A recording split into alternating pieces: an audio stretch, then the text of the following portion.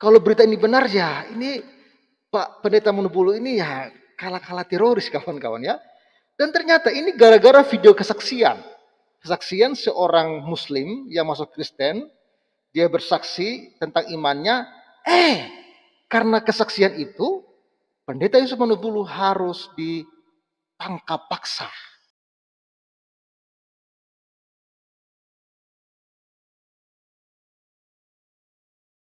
Oke, kita sambut Ibu Yulianti. Kita akan dengarkan bagaimana pengalaman beliau berjumpa dengan Tuhan. Shalom Ibu Yuli. Shalom. Ya, apa kabar? Baik Pak. Dahsyat luar biasa. Haleluya. Terima kasih ya Ibu Yuli sudah hadir.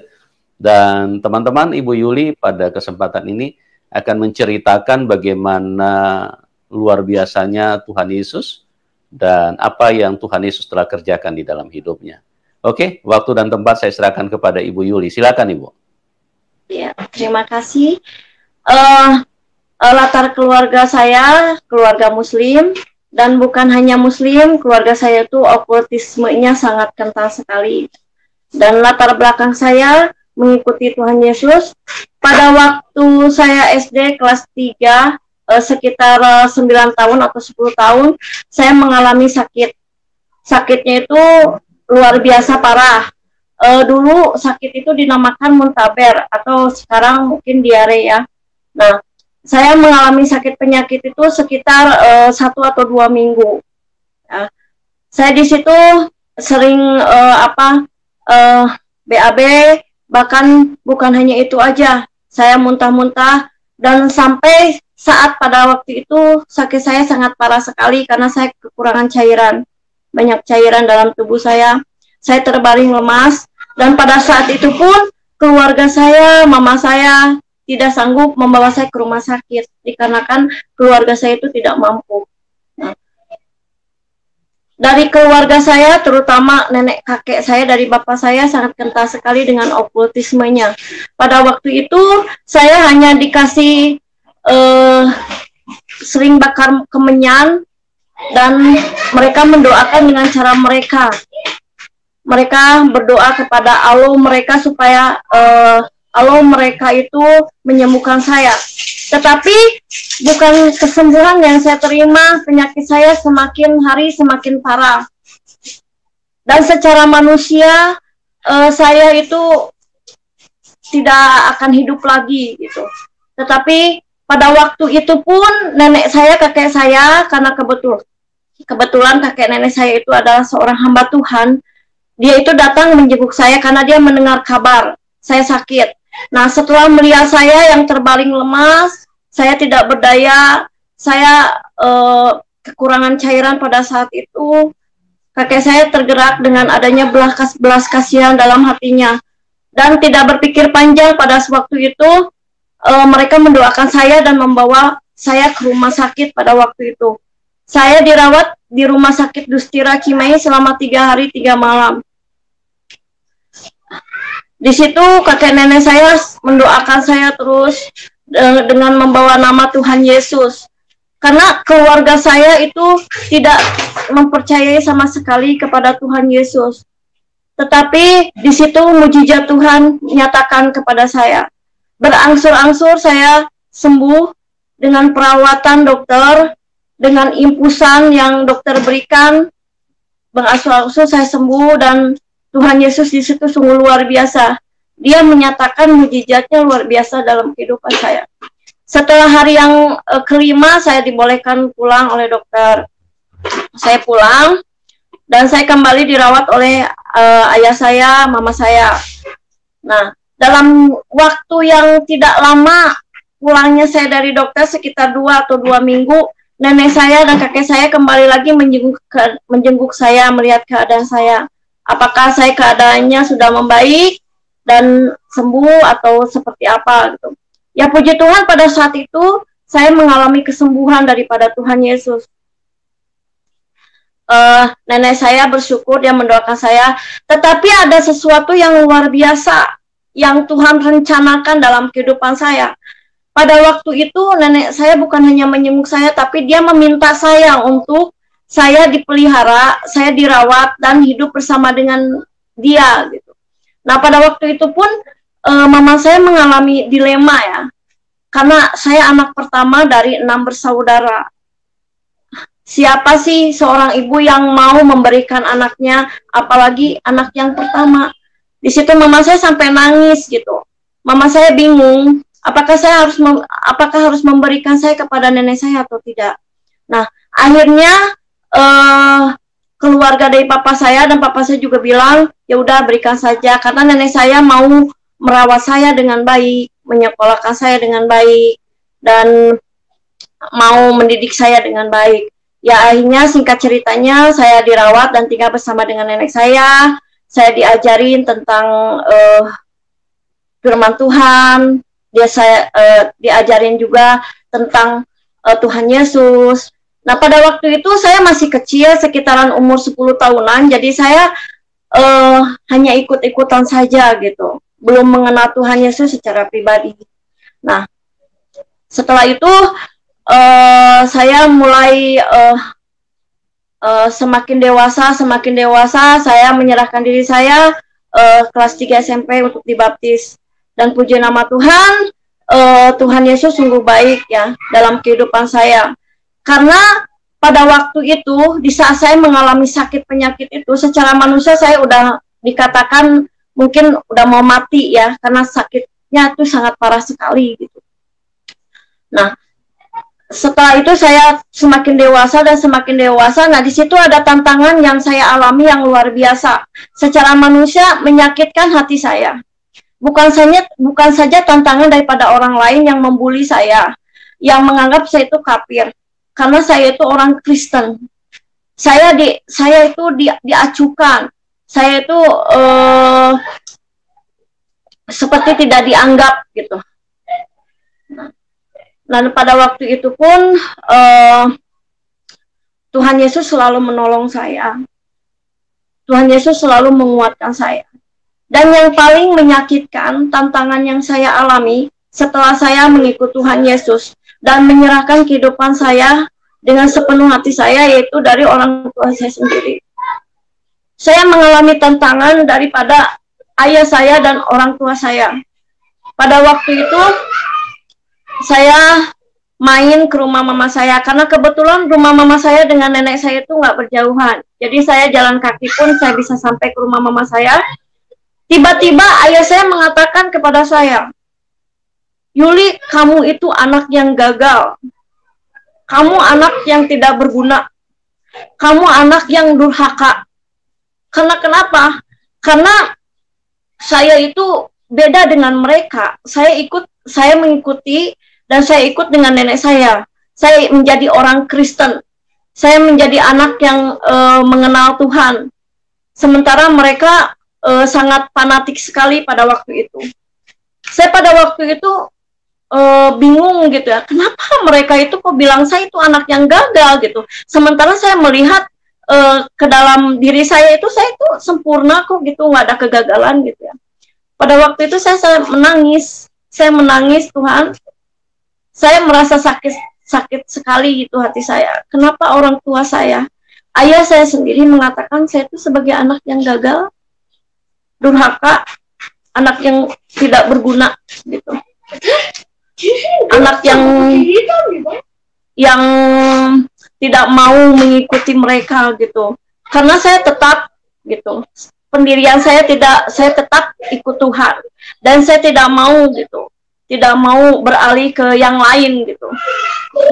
Nah, pada waktu itu saya pulang ke rumah nenek saya dan saya menangis di situ. Nah, nenek saya melihat saya, "Kenapa kamu menangis?" Saya menceritakan apa yang saya alami dan apa yang saya dengar dari ayah saya ya. Pada waktu itu, nenek saya mengatakan kepada saya seperti ini, "Boleh saja orang tua kamu di dunia ini membenci kamu, menganggap kamu tidak berguna karena kamu ikut Tuhan. Tetapi kamu harus ingat, kamu mempunyai Tuhan Yesus yang dulu dia mampu menyembuhkan kamu dari sakit kamu. Dia yang mampu menolong kamu gitu. Dia juga mengasihi kamu. Walaupun orang tua kamu di dunia ini membenci kamu, menganggap kamu gagal, tapi ingat, masih ada Tuhan Yesus yang selalu menyayangi kamu. Kamu berharga di matanya. Itu yang membuat saya itu menguatkan iman saya. Setiap kali saya mengalami masalah, mengalami pencobaan, baik itu daripada orang lain dan keluarga saya ingat, saya mempunyai Tuhan Yesus yang mengasihi saya. Dia selalu ada buat saya. Saya bersyukur dengan kejadian yang menimpa saya masa lalu ya. Saya sakit yang begitu parah, kehilangan cairan begitu banyak. Secara manusia mungkin saya udah mau mati gitu. Tapi ada pertolongan Tuhan yang luar biasa. Kakek saya datang, dia menjenguk saya dan tidak pikir panjang, tidak pikir apakah ada biaya atau enggak untuk bayar nanti ke rumah sakit. Yang penting saya dibawa ke rumah sakit. Di situ saya diinfus, dirawat. Itu luar biasa dalam kehidupan saya. Itu anugerah yang luar biasa. Dan saya juga bersyukur sama Tuhan Yesus. Dia begitu menyayangi saya sampai saat ini. Tantangan saya sewaktu saya udah menyerahkan hidup saya kepada Tuhan Yesus, dan untuk saat-saat ini begitu banyak, dan tantangan itu yang terbesar sampai saat ini memang daripada keluarga saya, dan orang lain juga ada juga yang mengatakan kepada saya, kenapa kamu ikut Tuhan Yesus? Kenapa kamu tidak sama seperti orang tua kamu? Kenapa kamu beda sendiri? Karena memang saya itu dari keluarga saya itu saya sendiri yang dipanggil oleh Tuhan menjadi anak Tuhan. Tapi saya bersyukur, saya bersuka cita. Karena Tuhan itu memilih saya. Tuhan itu tetap memegang saya. Sehingga sampai saat ini saya tetap menjadi anak Tuhan. Orang tua saya sampai saat ini memang masih Muslim, masih belum mau menerima Tuhan Yesus dalam kehidupannya sebagai juru selamatnya. Tetapi saya terus mendoakan mereka. Saya terus memberikan kasih kepada mereka. Saya terus memberi kasih. Kalau seandainya saya mempunyai berkat, saya sering memberikan kepada mereka juga berkat itu gitu. Saya terus memberikan kasih Tuhan kepada mereka. Dan saya punya kerinduan suatu saat Tuhan akan menjamah hati mereka untuk menerima Tuhan Yesus secara pribadi. Saya menangis kepada Tuhan Yesus. Tuhan Yesus, Engkau telah menolong hidup saya. Engkau telah menyembuhkan saya dari penyakit yang menurut manusia mungkin beberapa detik atau beberapa menit saya akan mati. Tetapi Engkau telah menyelamatkan saya. Engkau telah menyembuhkan saya dengan caranya seperti yang sungguh ajaib. Dan untuk ini pun saya percaya kepada Tuhan Yesus bahwa tidak ada yang mustahil bagi Tuhan. Untuk suatu saat orang tua saya, adik-adik saya menerima Tuhan Yesus. Ya, saya bersyukur juga karena pada saat ini saya boleh bersaksi, saya boleh membagikan berkat Tuhan bagaimana kehidupan saya, pertolongan Tuhan dalam kehidupan saya. Dan saya sungguh luar biasanya Tuhan dalam hidup saya. Saya nggak bisa berkata-kata lagi karena Tuhan Yesus memang begitu baik. Dia luar biasa. Dia sungguh ajaib dalam hidup saya. Ya, biarlah kesaksian ini boleh menjadi berkat buat kita semua.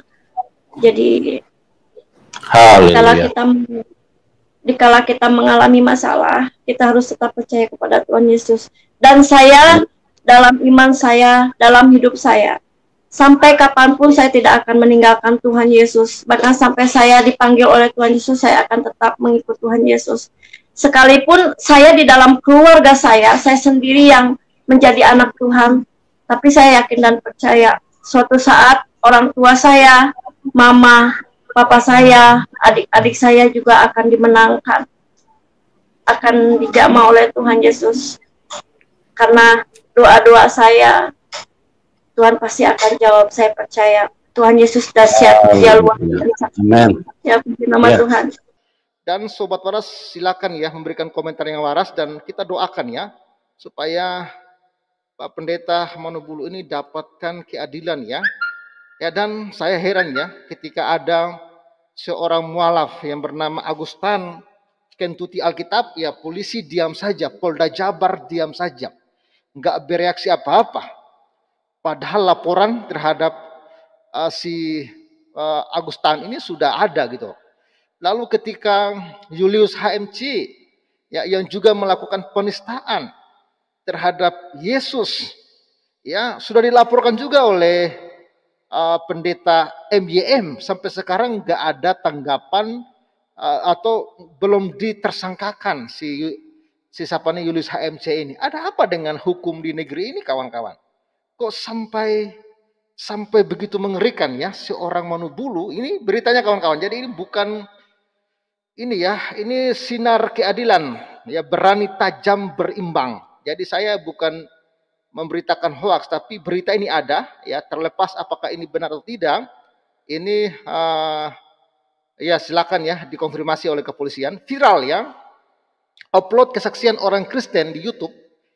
Pendeta Yusuf Manubulu mendadak ditangkap paksa ini ya oleh 43 anggota Polda Jawa Barat. Bayangkan ini kawan-kawan ya. Ini hanya mengupload kesaksian, ini kesaksian pribadi orang gitu loh.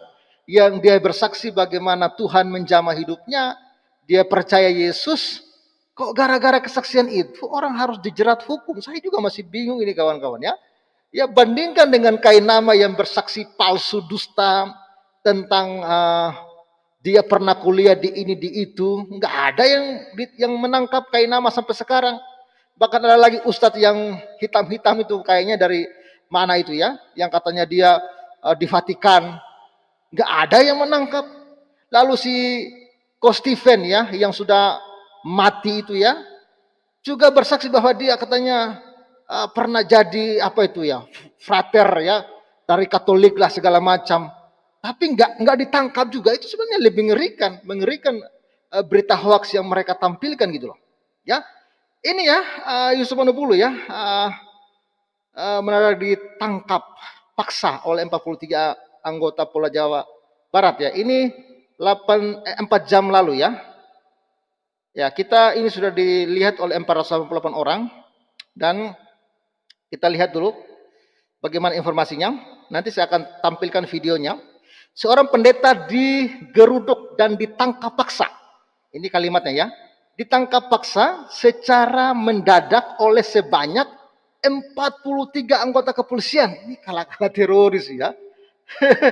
Ya, dari Polda Jawa Barat pada Senin tanggal 10 ya bulan 4 2023. Diketahui pendeta Yusuf Manubulu dilaporkan oleh seorang bernama H. Badrul Munir. Ya katanya ya mantan gubernur ya dari NTB, Nusa Tenggara Barat katanya ya. Apakah ini karena tahun politik? Jadi dia lagi cari panggung lagi ya, nggak tahu lah ya.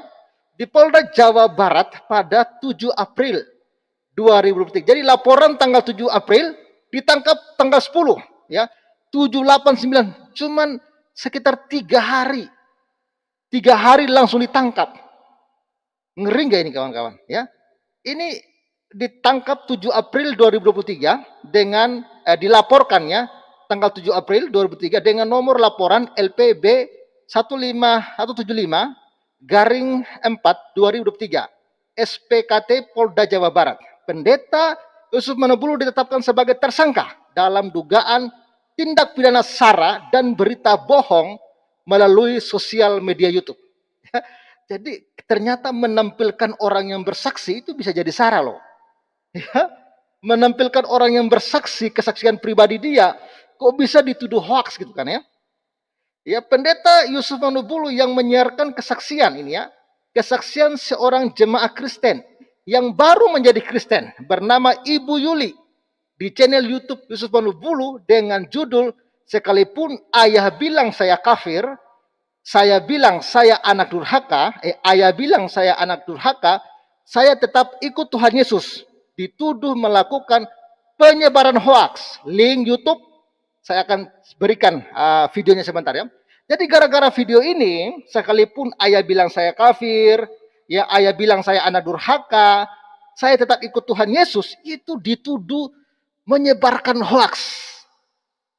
Ya, segitu amat gitu ya. Pendeta Yusuf Manubulu yang sama sekali tidak mengetahui dirinya dilaporkan dan telah ditetapkan sebagai tersangka, kaget ketika ya sebanyak 43 anggota Polda Jabar datang, ya Jawa Barat ya, datang melakukan penangkapan paksa kepada dirinya pada Senin tanggal 10 bulan 4 2003. Ya, apakah enggak ada surat panggilan selama ini atau gimana? Ya, bahkan Pak Manubulu enggak tahu kalau dia sedang dilapor ke polisi ya.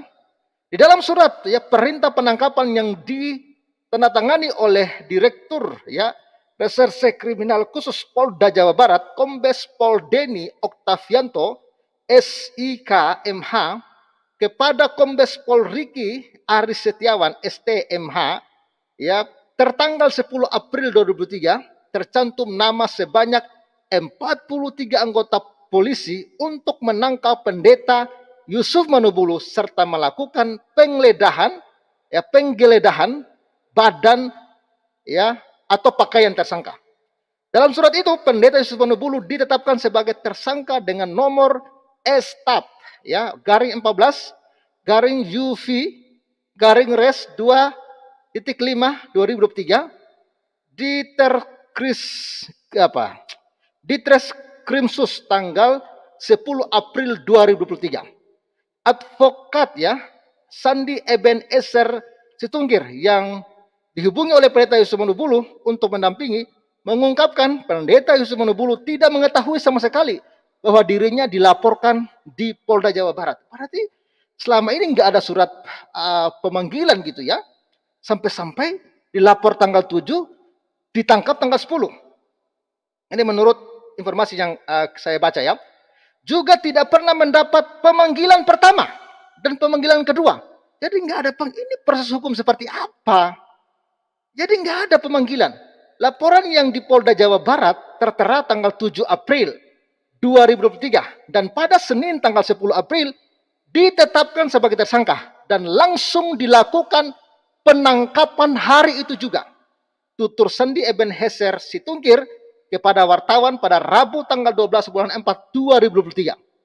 Menurut Sandi Eben Heser Situnggir yang merupakan inisiator dan juru bicara tim advokat penegak hukum dan keadilan, tampak ya tata cara penetapan tersangka dan proses penangkapan terhadap pendeta Yusuf Manubulu sangat janggal. Masa hari itu ditetapkan sebagai tersangka dan hari itu langsung ada upaya penangkapan paksa dengan sebanyak 43 anggota polisi yang diperintahkan melakukan penangkapan kepada pendeta Yusuf Manubulu, ujar Sandi Eben Heser Situnggir. Dengan melihat proses dan cara-cara yang sangat tidak lazim kepada pendeta Yusuf Manubulu itu, menurut Sandi Eben Heser Situnggir, pimpinan Polda Jawa Barat dan Mabes Polri diminta segera menghentikan, menyetop cara-cara yang sangat berlebihan itu.